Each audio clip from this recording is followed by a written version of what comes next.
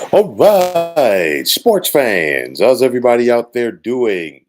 William Martin coming at you one more time here on YouTube with another edition of the 300 Pounds of Sports Knowledge Podcast.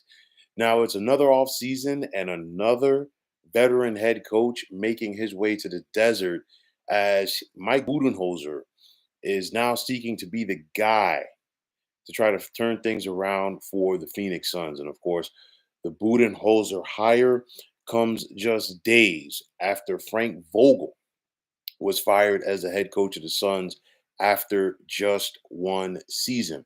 Now, back in 2021, Budenholzer led the Milwaukee Bucks to the NBA championship. And at the end of the day, he beat these Phoenix Suns. However, Budenholzer was abruptly fired following Milwaukee's surprising first round exit to the Miami Heat last spring. So, with that said, will Budenholzer be able to live up to the Suns' expectations? And that's going to be the big thing because since Matt Ishbia has been the head coach, pardon me, the principal owner of the Phoenix Suns, he's been going through head coaches here. He inherited Monty Williams, who was abruptly let go following the Suns' second round playoff exit in 2023. He then went out and hired Frank Vogel, who was let go after one season after the Suns were swept in the first round of these playoffs at the hands of the Minnesota Timberwolves. And now you're looking for another head coach in Mike Budenholzer. So, of course, Frank Vogel led the Lakers to the NBA championship in 2020. Now you have another head coach who led another team to the NBA championship, Mike Budenholzer, of course, with the Milwaukee Bucks. But the question is going to be, will the Suns practice patience with Mike Budenholzer? That's going to be the very important thing right there because Budenholzer, in my opinion, inherits a flawed team. Phoenix needs a point guard, they need a rim protector, and they need depth. All of these things they basically gave up to put this big three of Devin Booker, Kevin Durant, and Bradley Beal together. And in doing so, the Suns are now also lacking draft capital while they don't have a ton of financial flexibility going forward. Already next season, Phoenix has close to $190 million committed to player salary. And just between Devin Booker, Kevin Durant, and Bradley Beal, we're talking about $150 million combined just for those three right there. So, where do you go if you're the Suns? Would they be open to trading one of their big three this summer? We'd have to wait and see because just for the sake of argument, trading a guy like Brad Beal would definitely, have some of that money coming off the books and you could get something back, probably some depth. But nonetheless, again, this Suns team is a very flawed team. And I put this on the guy who's running the front office and James Jones. And I also put this on team owner Matt Ishbia because, he wanted to go out there and make a splash. And yeah, you've gone out there and made a splash with names that sell tickets. But this whole big three, let's just add water and mix mantra, no longer works, in my opinion.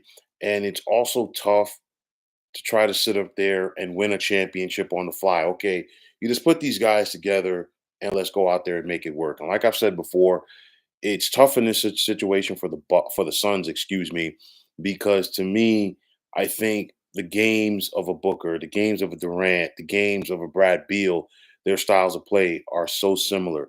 You have three guys that need the ball in their hands in order to be effective. You don't have a true point guard on that team. You lack depth.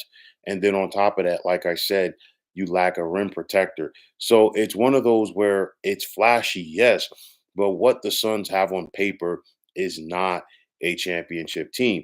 On top of that, when you're constantly having this turnover at the head coaching spot, it's very difficult to develop any continuity because you look at it like this. Frank Vogel came in and inherited Monty Williams' roster. And you're trying to, sift through this thing if you're Frank Vogel to try to find the right guys to fit your system. the guys that the Suns had this past season for Frank Vogel, in my opinion, really didn't fit his system. Now you're bringing in Mike Budenholzer and you're trying to do the same thing again. And if you follow Budenholzer's track record, it took him time to get things turned around with the Atlanta Hawks. It took him time to get things turned around with the Milwaukee Bucks. Why? Because you've got to go out there and find the pieces, find the personnel that fit your system. So no coach can really go out there and be successful, in my opinion, if he's looking over his shoulders, possibly getting canned after year number one. And this is a culture that has been created ever since Matt Ishbia took over in the desert. Now, one thing I will say about this, it's a homecoming of sorts from Budenholzer, being a guy from the great state of Arizona. But will that homecoming, if you will it sour very quickly if we're having this talk next season about the Suns being one and done in the postseason once again? This is a flawed team. Okay. It looks nice on paper.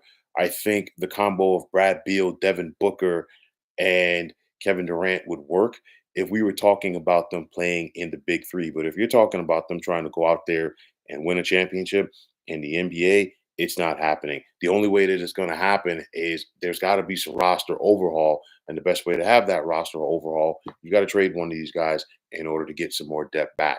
But nonetheless, the Suns set their sights on Mike Budenholzer.